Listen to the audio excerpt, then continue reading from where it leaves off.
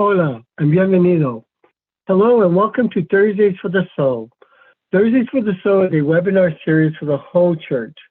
We faithfully focus on care and education for the people of God and create opportunities to digitally worship together as the whole of the United Church of Christ.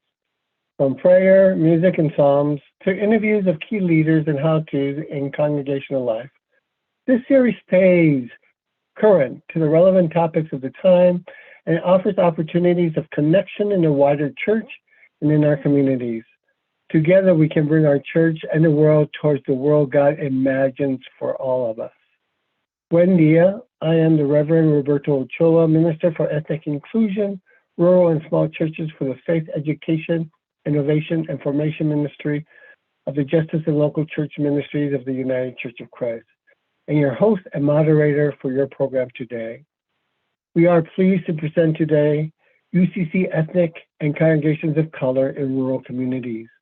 We have a superb panel joining us today. Before we get to today's session, let me tell you about what is happening next with Thursdays for the Soul. On January 19th, Thursdays for the Soul presents Our Whole Lives and Sexuality and Our Faith, Dismantling Shame and Stigma About Bodies and Relationships. Many churches embrace Our Whole Lives, Sexuality, and Our Faith ministry as a part of faithful justice work. This ministry provides people of all ages with information they need to understand how bodies function, recognize qualities in healthy and unhealthy relationships, practice decision-making through a values and faith framework, and advocate for equity and inclusion.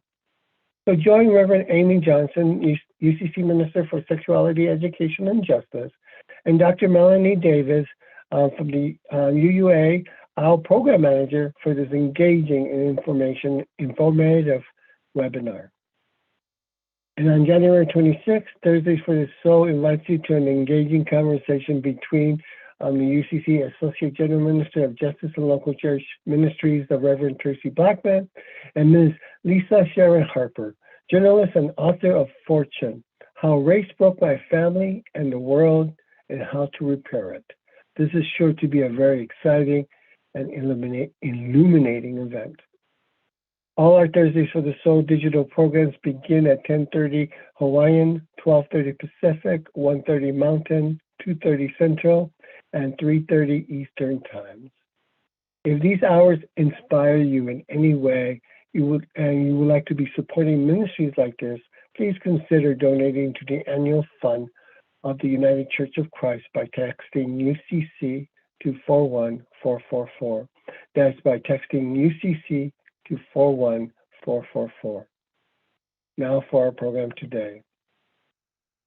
In the 2022 Statistics Profile of the United Church of Christ, published by the UCC Center for Analytics, Research, Development, and Data, a study revealed that more than 64% of the UCC congregations are in rural and small town communities with populations of less than 25,000. And the study further found that 96% of UCC American Indian and Indigenous, 44% African Descendant, and almost 30% of the Pacific Islander Asian churches in the UCC are also found in communities that are less than 25,000. And we are privileged to have an amazing panel with us today. So today we have Mr. Louis Bluecoat, who is the UCC Dakotas Association Coordinator and member of CAIM, which is the Council of American Indian Ministries. We have the Papa Makoa Kahu Wendell Davis, an Associate Conference Minister for the Association of Hawaiian Evangelical Churches of the UCC Hawaiian Conference. And we have Reverend Eddie Weathers, the Associate Conference Minister for the Eastern North Carolina Association of the UCC Southern Conference. I'm so glad that they are with us today to share the narratives and the stories of the congregations in the rural areas that they minister over. So it's my pleasure to begin with Kahu Wendell and invite you and thank you for being on our show today. Thank you, Roberto. And once again, mahalo and aloha from Hawaii to all of you on behalf of our association too. So thank you, Roberto. So tell us a little bit about The uniqueness about this association in the Hawaiian Conference, affectionately known as AHEC, and your role. What is exactly a Papa Makua? The Papa Makua is a Hawaiian term that uses two words. One is Papa. Papa is when our ancestors would look out into the ocean, when it's low tide, you can see the reefs that just protrude out of the water. And then when it gets to the tide gets higher, then the reef disappears. But it's that reef moment on the low tide that really shares all of that, that aspect of the Papa. That would be a Papa, a higher Aina or land above the sea, which is another part of Aina or land.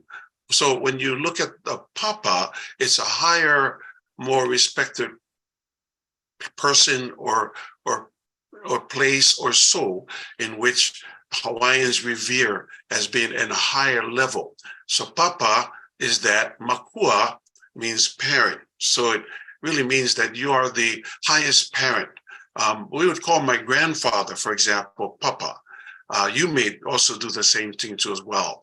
But Papa, in the sense of the Hawaiian culture and concept, has to do with that higher Aina or that sense of reverence and respect. Papa Makua, in this association that I am a part of, is also a part of meaning the association minister of the association. So being that Papa Makua. I am also, as a Papa Makua, oversee 28 of our Hawaiian congregational churches with large historical ties to our Christian faith, but also the ties to the coming of the missionaries in 1820. With my descendant, sixth generation cousin, Henry Opu Kahaia, he was a young boy who was orphaned during a time of clanship and feuding and battles of Hawaii, when each areas of the lands were ruled by chiefs. And his parents and his baby brother were slain, and he became a slave of one of the ruling chief of the clan. His uncle was a royal priest and had heard of Opu Kahaia's enslavement, and had come to barter with the chief to say that if you would release him to me, I would make him a kahuna or a priest in charge of the temple that I am in charge of.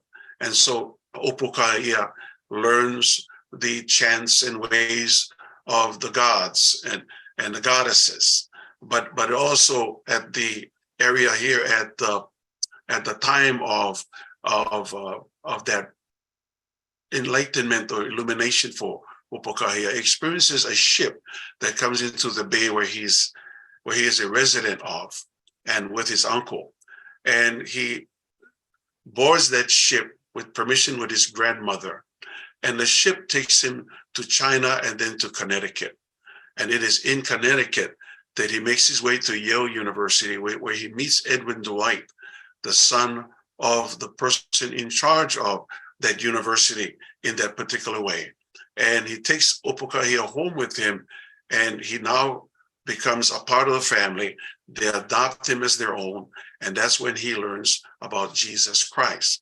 He writes his memoir that is so not only prolific, but so exciting, of how his faith had also now been converted from what he had learned in the old ways of Hawaii and what this true ways of God is.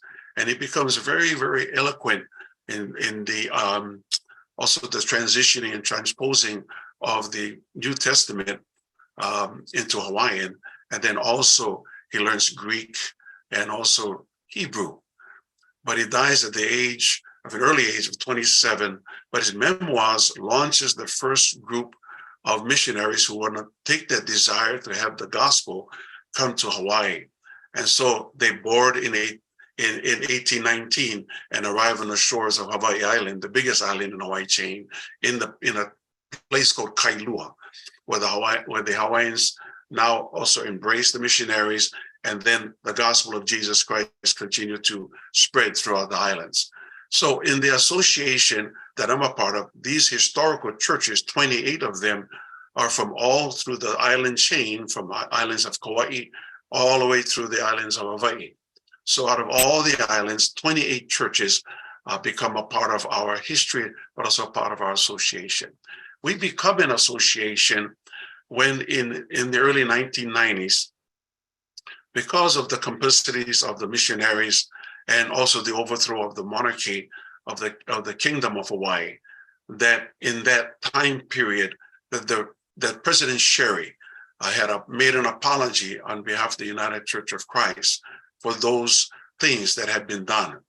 And out of that apology was birthed this association of Hawaiian evangelical churches, as both the United Church of Christ Hawaii Conference now come together with the Hawaiian churches, and then they now form what is known today as the Association of Hawaiian Evangelical Churches.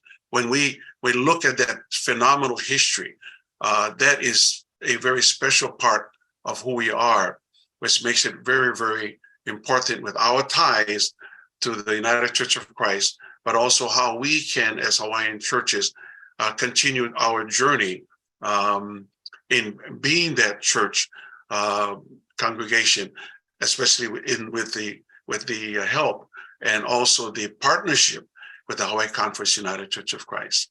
In this association, we have 11 pastors.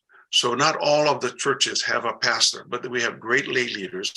And our desire is to raise more pastors in these rural churches as well. Many of them are in the country, and many of them are less in congregation, probably about 50 or less is probably the proximity of most of our churches when you look at membership.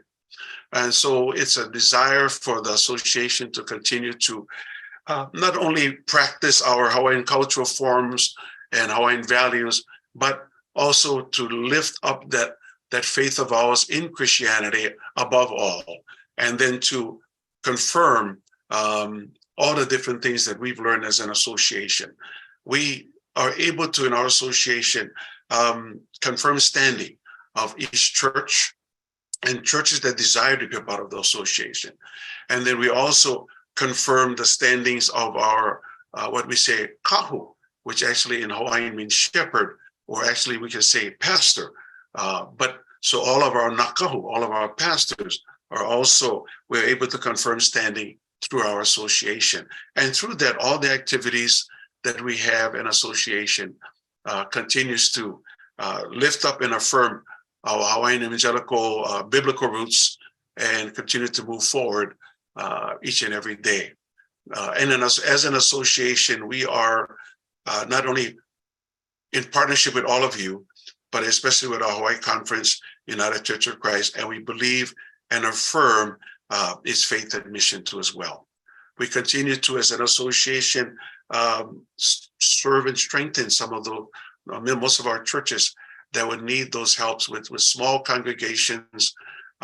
They continue to sustain and persevere and do the best they can to not only share the gospel, but also we as leaders and myself as Papa Makua to ensure that everything there in the churches and also with his pastors, that we are giving them the best that we can, equipping them also for standing as well as for educational learning.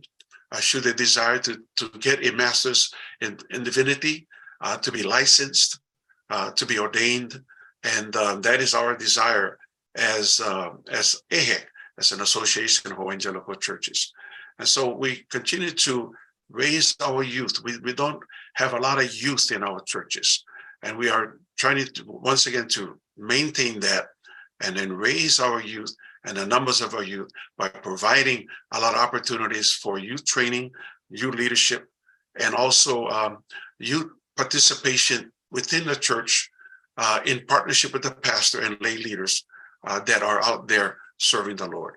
So in a nutshell, we are founded on and by our Christian faith, but also founded on great roots of connection. And as we continue to work together with the Hawaii Conference United Church of Christ, there is always reconciliation. There's also efforts of aloha. and love and doing the best that we can to partner together to make our association one of the best associations here in the islands. So thank you, Roberto, for giving me the time to share. Wow, I really appreciate everything you share.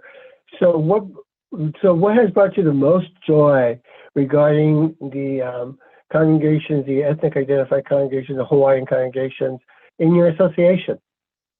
You know, the joy we have is we can still maintain our Hawaiian roots. We love singing all the gospel hymns in our Hawaiian language.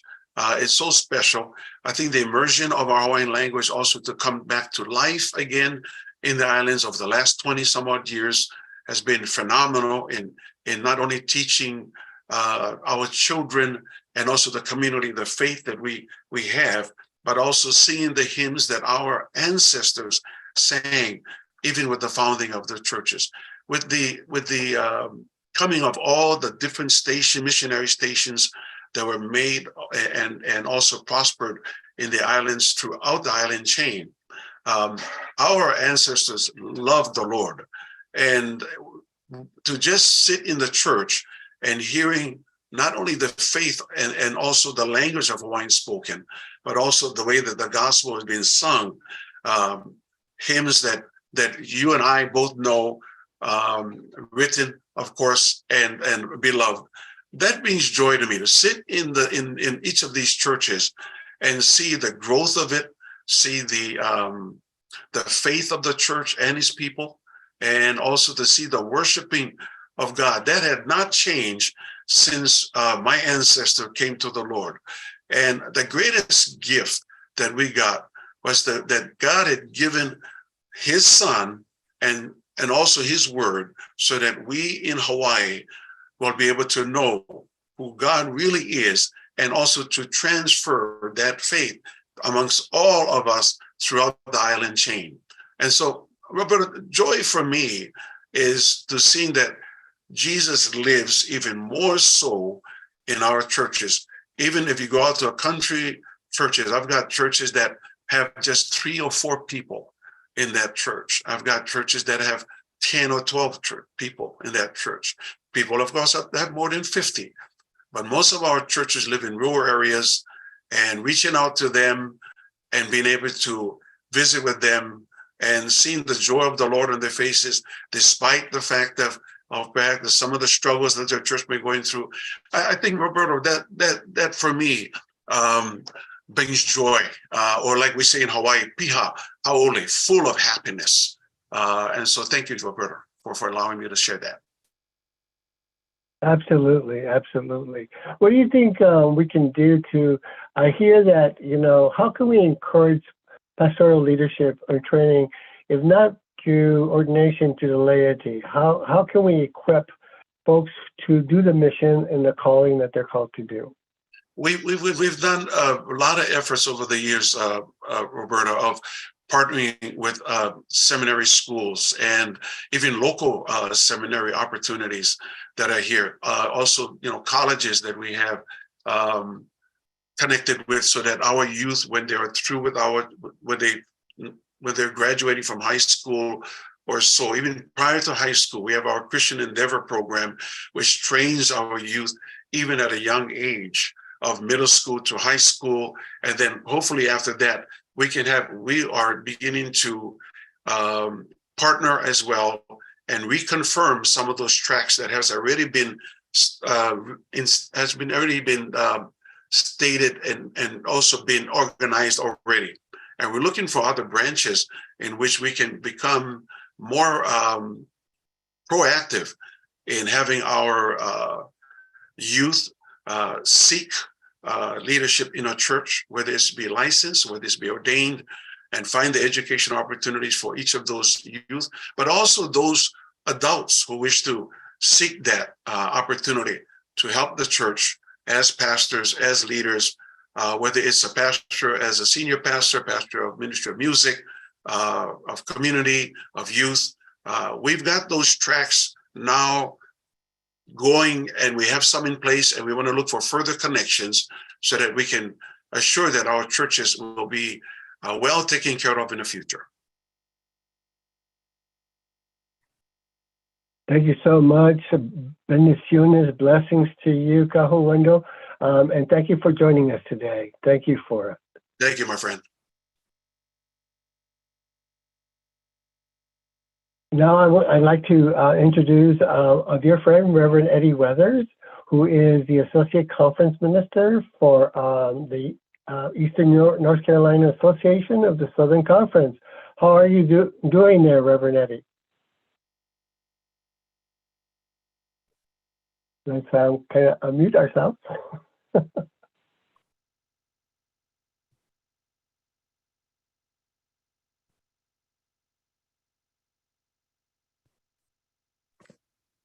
There you are. Oh, there you are. Yeah, I said I'm doing better than I deserve. How are you? I'm doing okay, thank you. So why don't you tell us a little bit about yourself, and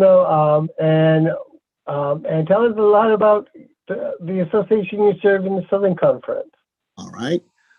My name is Eddie Weathers. Come Sunday, the 15th of January, I'll be celebrating 58 years of marriage to my lovely wife, and I'm grateful for that. I have. Congratulations. Thank you. I have pastored since I've been in this denomination, two churches, one Mayfield United Church of Christ in Haw River, which was also a rural church, and also a church called Mount Zion United Church of Christ in Rockingham. Had 35 years of pastoral experience before I came and was called to this position. And I've been in this position since 2012 and have enjoyed the work so far and continue to do so. And so I know that I've been to North Carolina several times, and can you tell us a little bit about, I know you oversee both rural and urban churches, but can you tell us a little bit about the rural churches' experience in the Southern Conference or in North Carolina, and particularly our African Descendant congregations? Okay. In 1957, this conference was formed, and of course, there were the Christian, the Congregation of Evangelical and the Reform. Predominantly, the Christian congregational were Afro-American churches who came and joined the conference and the associations. Those who were in the West joined the association. Those who were in the East and Eastern Virginia also joined. The majority of those churches, particularly the Afro-American churches, began at a very meager with their constructions. Earlier, it was what they called the Bush Harbor, where they began their worship. And they gathered their monies and other revenues together to construct, first of all, many of them were wooden buildings. And that's been over 100 or so years ago. Since then, many of those buildings have been reconstructed, much better facilities for them to worship in. Now, most of the areas that are in North Carolina, most people would think because it's in the rural, it would be farm. But most of those rural churches were started by families. And in most of our churches, particularly Afro-American churches here in North Carolina, the majority of them were started by particular families, and they have deep roots. Most of the churches that I visit, I know them by their last names. They're the Joneses and the Youngs, and whatever particular area you go to, it is prevalent. Like the churches in Hawaii, they hold very high in esteem their elders and want to keep the tradition going that they have started. But of course, during this day, particularly during the day of COVID, things have changed.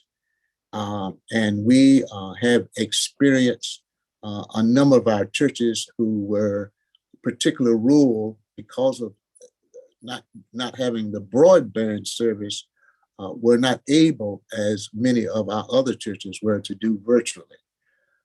As a matter of fact, we are getting here in North Carolina now a grant to open up broadband for those churches that are in the rural areas, so that they can also have access to the services in many areas that they are not able to have it to now. But the majority of the churches are mostly family. You will find that many of the clergy began with the family members, and as of course the conference have grown and others have grown. One of the things that our distinguished leader, Dr. Edward Smith Davis, since he has been with us, we have grown tremendously in the rural areas, because our emphasis has been on empowering our clergy through education, through equipping them with the things that they need in order for their churches to flourish. And we've had a great number of success with that. I'm grateful too that in many of our churches, they were not, many of our, particularly our Afro-American churches, who didn't have the privilege of going to get the 4.3, not able to go to seminary. Many of them were led, had leadership who were licensed ministers. But since we've had the alternate path routes to ordination, even before you asked, one of the joys that I have had was helping lead that through our COM. Those persons with a portfolio, and we have ordained here recently, within the last couple of years, about 25 or 30 ministers in the rural churches who have been laboring under license for a number of years. And we're just delighted that we were able to do that. And so that's amazing. That is amazing, Reverend Eddie. 25 going to the multiple paths for ordination. That's amazing indeed. Yeah. Well, we were grateful to have that path, because we felt that was an injustice to them who had been serving so long. But now that they're there, we are certainly delighted, and we continue to do that. We are continuing to educate our churches, particularly about searching call. We've had a church where a pastor has served 61 years and has recently retired.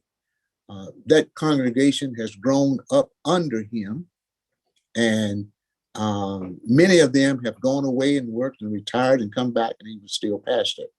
They have not had opportunity to experience searching call. And so now we are leading them, and we are using what the United Church of Christ has recommended. We don't know whether they'll be able to follow that all of the way, but we believe that's a good tool. That's another initiative that Dr. Edward Davis have challenged us to do, is to educate and equip all of our churches, whether large or small, to be able to do great ministries, even in their areas. And so I'm beginning to see the results. It's a slow progress, but I'm beginning to see the results of all of those efforts here in the Eastern North Carolina Association. Now, I have the largest populace of Afro-American churches in this association, I think in the United Church of Christ, which is about 80, 82, or somewhere between 60 and 82 congregations of people of color. So Reverend Eddie, that's great about, the ability of getting our folks ordained to multiple paths. How are small churches or rural churches able to sustain, are able to afford or to be able to provide salaries for our ministers, or or do you find that some of your ministers have to serve more than one church? Well, the spectrum is long, and we have some churches that are in the rural areas who have flourished during the pandemic because they did have access to broadband.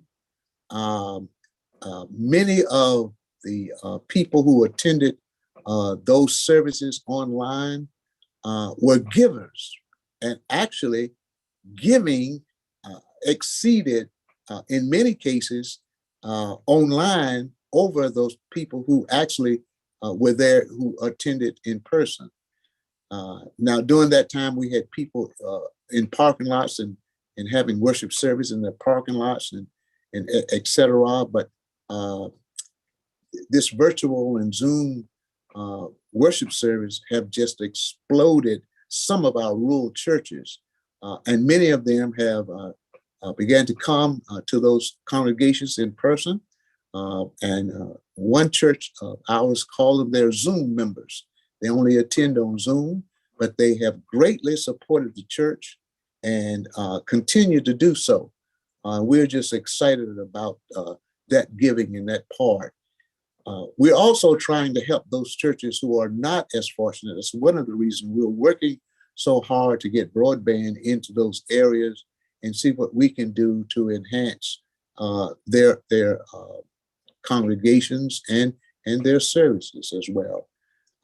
We have particularly had food deserts, and many of our churches have gleaned, and I'm thinking of one particularly, one of our churches have just gotten a grant from Hope, who have gotten us freezer, and they are doing, they're feeding over 5,000 people, almost like Jesus, a year, because I think many of them are coming. So, and they are in many areas. That's one of the things that the association have adopted, and we're just elated that that's going well. Awesome. So, can you tell me a little bit about, is there, what with the increase of trying to get broadband into these areas that may, which is a challenge over a lot of rural areas. Can you say a little bit about opportunities for youth engagement or children ministries or children outreach for families? Yes, as a matter of fact, not only our association have targeted having a more viable youth ministry, and youth are hard to come by these days. There's not many youth in our church, so we've been tasked to try to find ways to invite more youth so that we can have access to them, so that we can have a viable ministry. Dr. Davis, along with others, are working very hard with trying to find some sort of initiative that we can encourage our youth and our churches to sort of tenure to youth. Roberto, during this virtual age, we are looking at trying to find some way, and we have launched a virtual church that is in operation here in North Carolina, but it's in the Western Association. But we're trying to find some ways also that youth can be a part of that, because we think that's the way of the future, particularly with these millenniums and this new age group that we have. We have not gotten where we want to be, but we continue to work hard towards trying to get where we need to be. Thank you for that. And, I come from the Southwest. Okay, so, and I just need to ask this question because, our denomination, the United Church of Christ, was formed back in 1957 in the midst of segregation in the South. And when we think of rural, often we think of rural not including ethnic identified or congregations of color, but even though they exist. I was just wondering what type of collaboration and partnerships do all rural churches in the Southern Conference to support one another? What kind of programs have that occurred, or has that happened? I'm sorry, Roberto, I didn't hear the last part of that. Okay, the relationship between a Euro descendant identified rural church and African or ethnic identified, how has that evolved through the years, in our rural areas? How has the Afro-American church evolved down through the Evolved with our Euro descendant rural churches, just churches in predominantly white towns or like that within our denomination themselves. Well, one of the things that I guess is a joy of mine too, and we have a predominantly Caucasian church in a rural area recently that has called.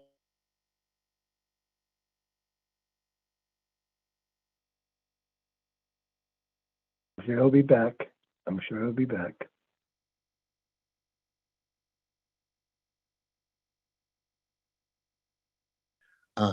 I think that we lost you there for a little bit, Reverend Eddie. Sorry about that. Okay. Well, we lost you when you. Okay, go ahead. No, when I said what? Where were you? When you mentioned one predominantly Caucasian congregation in the South had just called a Afro-American pastor, which is quite unique in this area. It's never been done, but in this area, it was done, and they are doing quite well. It's been a couple of years since they called Gary Leaf, and I'll call his name Gary Leaf, to Hanks Chapel United Church of Christ in Pittsburgh, North Carolina, and they are having fun. I was able to visit them about a couple of weeks ago during Christmas, and people are still, Caucasians are coming back to that church. They had left that church and are reuniting with them. They're having on one Sunday, I think he took in 5 members. The Sunday that I was there, another member came back to the congregation and seems to be doing well. Our Afro-American churches are sort of mixed. They are sort of, they are welcoming and accepting of anyone who comes to their church. And I don't think we have a congregation that is all just one ethnic group, but we have several that have many ethnicity in their church, even in the rural areas. And I think it's becoming blended as the years go by. I think we are becoming more accepting and working together. Our cultures are different, but I think also what I've noticed that we're beginning to accept each other's culture and trying to adhere to that. Thank you so much, Reverend Eddie, for sharing, your experiences, and that gives all of us hope, in our society where there is acceptance and joining and blending and seeing that change of relationships that was not there before. So thank you for joining us today. I really appreciate your insights, as always, my dear friend. Yes, thank you for having me. I cherish our friendship and will always. Gracias. So next, I'd like to introduce Mr. Louis Coates. He was not able to be with us today, but I was able to record an interview with him. And so this is what happened. Unfortunately, he did not able to be with us visually. He couldn't go through Zoom because he's in South Dakota where broadband is really iffy. But I was able to have a voice conversation with him. So, Brooke, Andrea, please roll the tape.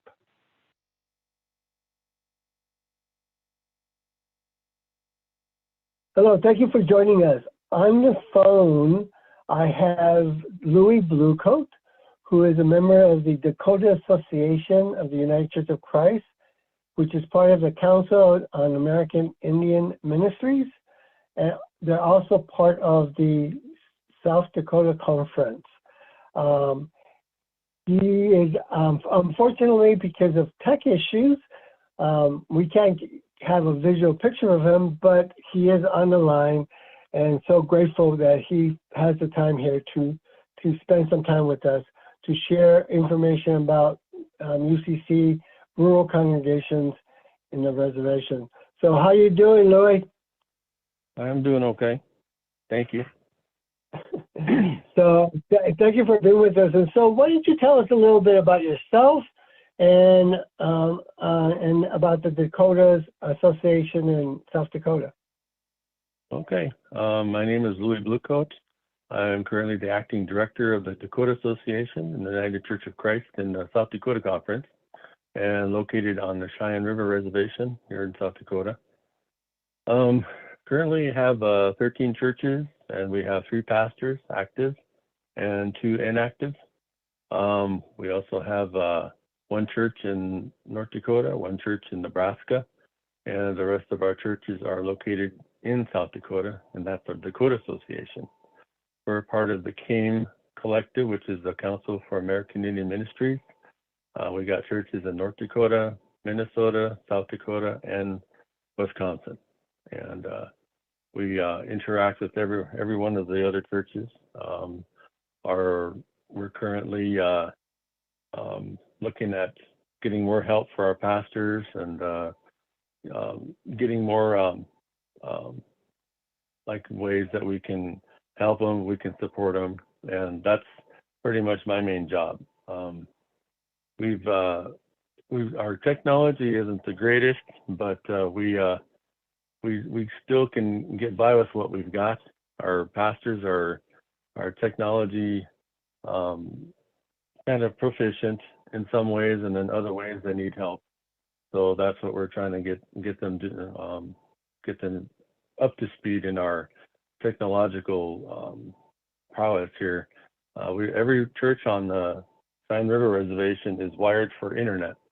So we just have to get our pastors all computers and get them to the Learning Center, Eagle Butte Learning Center, which is on the Cheyenne River Reservation, and try to get them the information and all the help that they need to be proficient in that, because we do a lot of our Zoom meetings in the past, in like 2021, 2022, during the pandemic. One of our pastors was very proficient in the computers, and he had Zoom services every Sunday.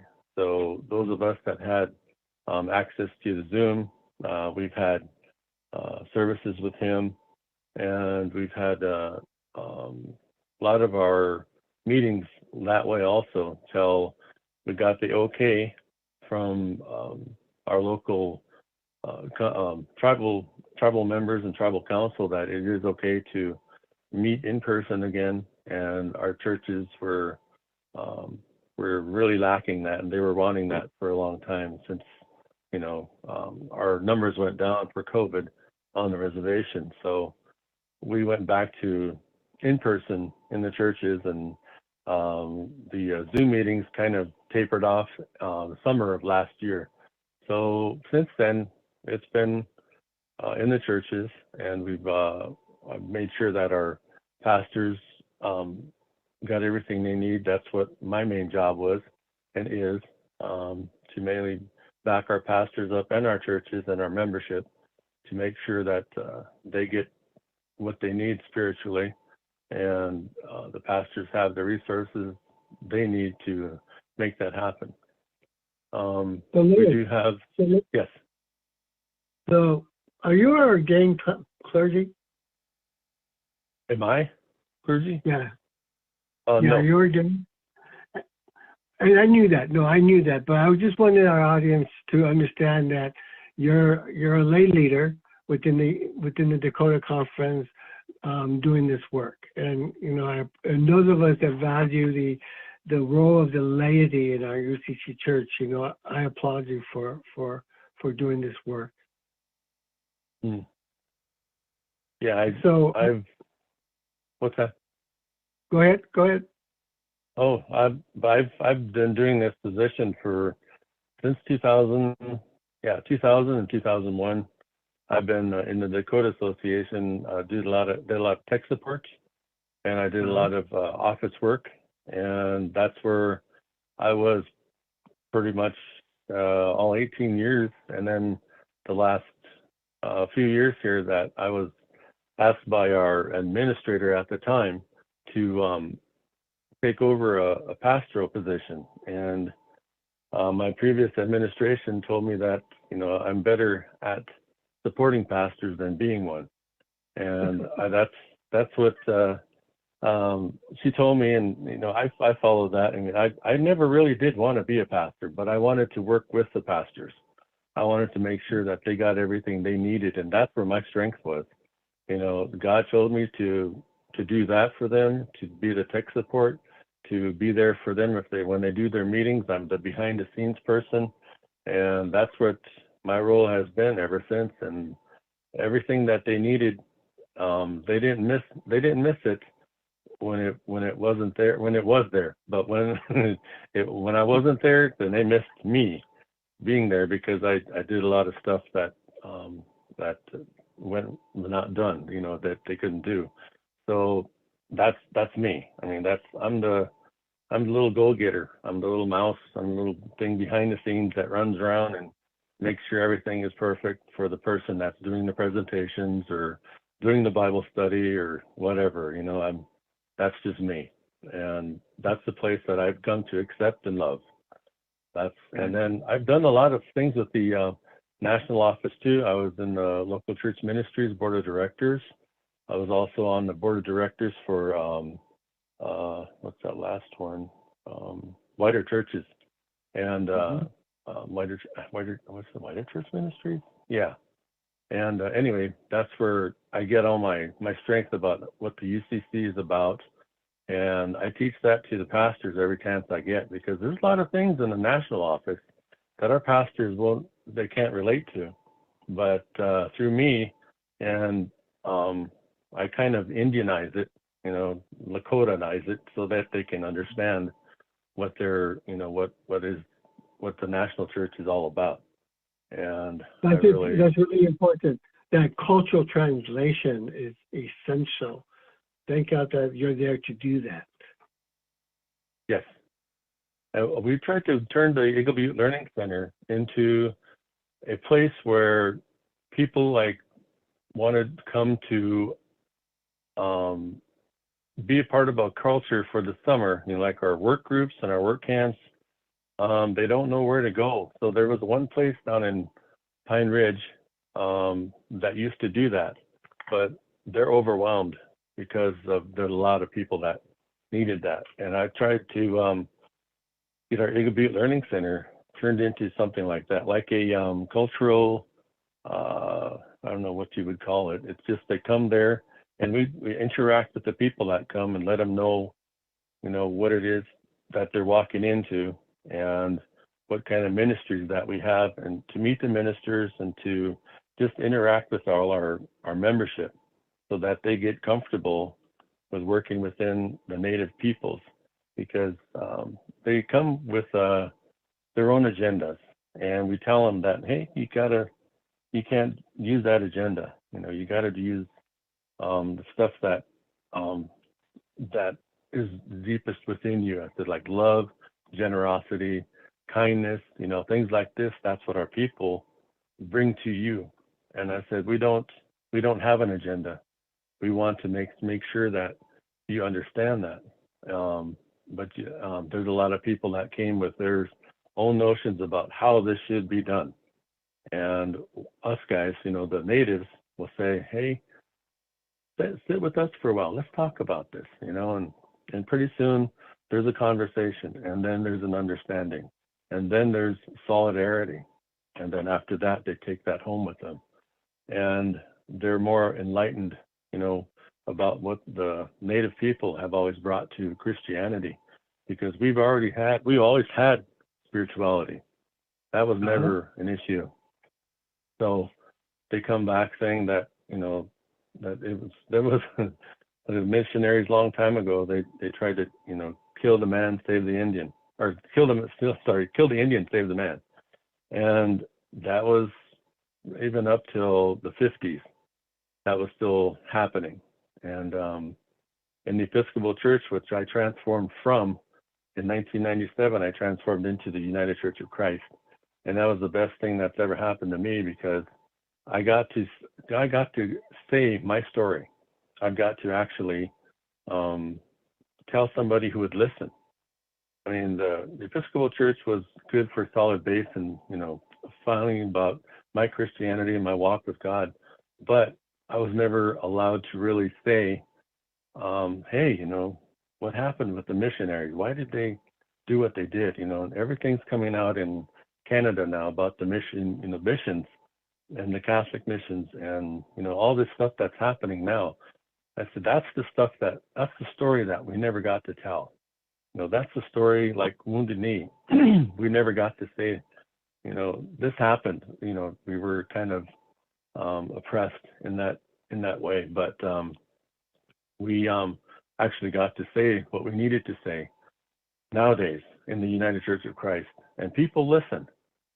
People listen to our story, and we're really thankful for that, because there's a lot of people that have a lot of things that they need to tell, and they need to express that with our people, because there's one of the things that the people bring to the reservation is a great way to record everything, just like we're doing now. And they preserve it so that people will learn, what has been said and what people's stories are, what their background is. There's a lot of elders now that are gone, and they had stories. They had hundreds and thousands of stories that they could have told, but there was nobody there to record it. So, in that way, we need to encourage our elders to be more verbal, and to let the young ones know. And that's one of the things that there's a kind of like a little pause, because our young ones right now, they went through COVID, they stayed home for those long months, and just Zoom meeting after Zoom meeting, and they were sick of it after a while. They didn't want to do it anymore. Even my grandson, he said, I want to go back to school. I want to interact with my friends again. And all that time, a lot of that was kind of lost, because now they sit in front of a computer, or they'll sit in front of their phone, and they won't listen to the elders anymore.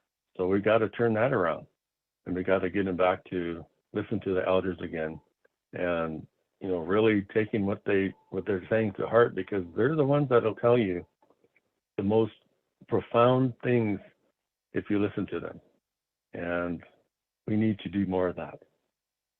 What are some ways that we can do? What are some ways that may help, reach out to the youth, not only in the reservations, but all our youth, because the pandemic has such a powerful impact on spreading the word or sharing our faith with the young due to Zoom fatigue? Well, we've started something in our La Plante Church, the Virgin Creek UCC. There's some people there that started a horse program, and they got that running the past year and a half or so.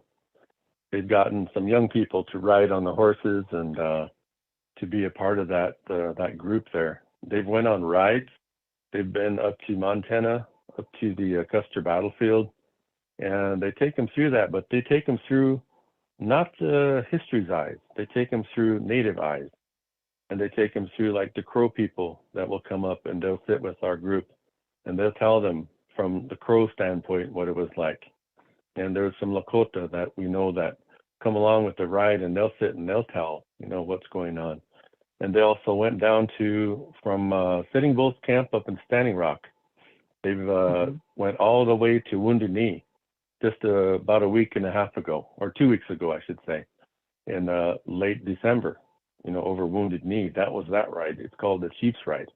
And they were a part of that. So they're teaching our young people our own history, but they're teaching it so that it's recorded and that it's, it stays with them in their heads. The young people really eat that up. They need that. They're just thirsty for knowledge. And once that's turned on to them, it just, it really makes a great impact in their lives. And there's some of them right now that were used to be in another horse program that they still want that, and they need that. And it's always been one of the things that's really like underfunded because of the demands of the horses and everything that you need to drive them around, or the horses, the feed, and all this and that. It's a challenge, but they love it, and it's something that we really support yet. And in the other churches, there's not a lot of activity for the youth, just because every church there is probably about 2-3 people that come, and they don't have any kids that they bring. And then, of course, in Christmas and Easter, then the kids come out. There's a lot of them, and they come for those 2 Sundays.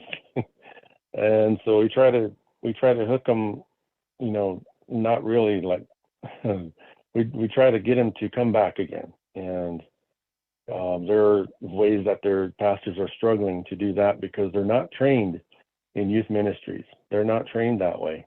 So that's one of the things that we really need to do in the future. Well, first of all, that horse riding program sounds awesome. And yeah, I think, that has become a priority in how to do youth ministries. In the short time we have left, I was wondering, you mentioned that you had about 5 or 3 active ministers for 13 churches. How do these pastors, do they serve more than one church? And how do they get around? Because South Dakota, I was just there last fall. It's a good sized state. Yeah, we do have 3 active pastors. 2, well, one is like a member in discernment. I guess that's the closest way to describe him. And then there's another pastor that is up in North Dakota who's in a nursing home. So he's kind of an invalid right now, but he's working his way back up to being a full pastor. He's not off our pastor roles by any chance. People were saying that he was, but he's not. I mean, we still consider him a pastor in the UCC. The rest of them, they have 2 churches at a minimum, and there will be 3 churches with 1 pastor as soon as that church gets rebuilt. It was destroyed by a tornado years ago and hasn't been built back yet, but we're trying to get some funding so we can get the wood. That's Fraser United Church of Christ over on west end of Cheyenne River Reservation. Yes. And all of them, they do have vehicles that they do get around with, but there's a lot of mileage that they accrue when they go to their churches. Like one of them goes 150 miles if he does, the 2 churches that he has to. And another one of our pastors goes 224 miles one way to go to his church. And then if he goes to his second church, then that's another 78 miles. So you add that onto the first part, and that's well over 300 miles. So, and that's just, that isn't even a round trip. That's just one way. So they do a lot of traveling, and especially if they get called, like he's our only ordained minister that's active right now. So he gets called and he has to go all the way up to Standing Rock sometimes. And he has to have, motel room so he can stay overnight, because usually it's like 9 o'clock in the morning when he has to get up or get over to the church and do his services. So, and he moves from right around the Sioux Falls area and to travel all the way up to like Bismarck, North Dakota. So that's quite a ways, and that's a lot of wear and tear on our vehicles.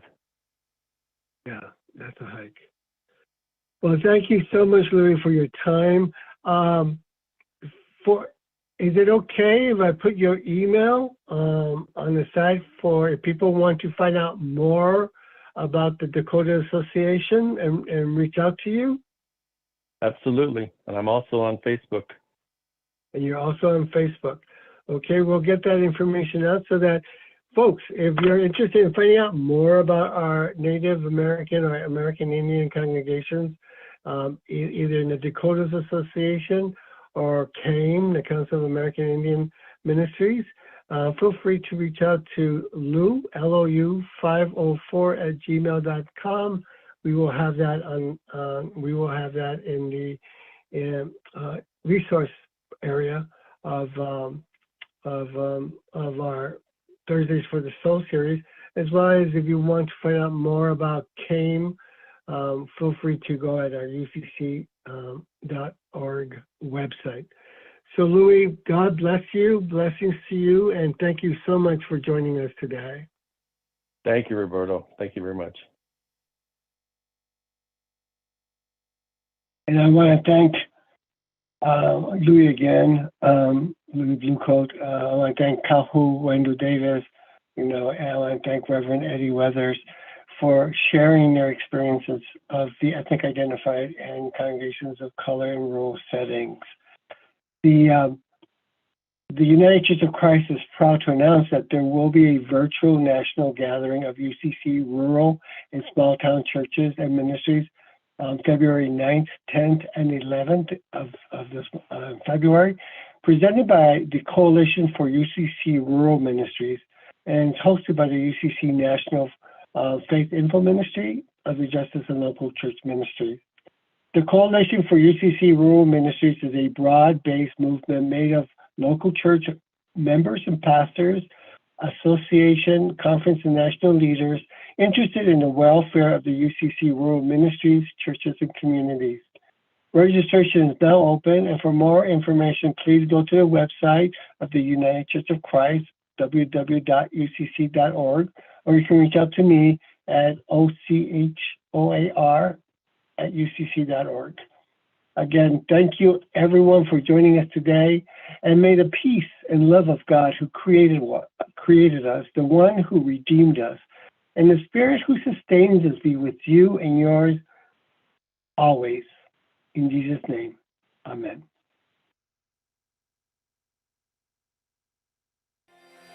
Beloved in Christ, if this conversation has moved you, if what's been offered here has helped enhance your ministry or your soul, please consider donating towards the annual fund of the United Church of Christ by texting UCC to 41444. Your support will help programs like this in the essential work of the United Church of Christ. Thank you for your support. Be blessed into the rest of your day, and know that you are not alone. We are holding you in prayer. Amen.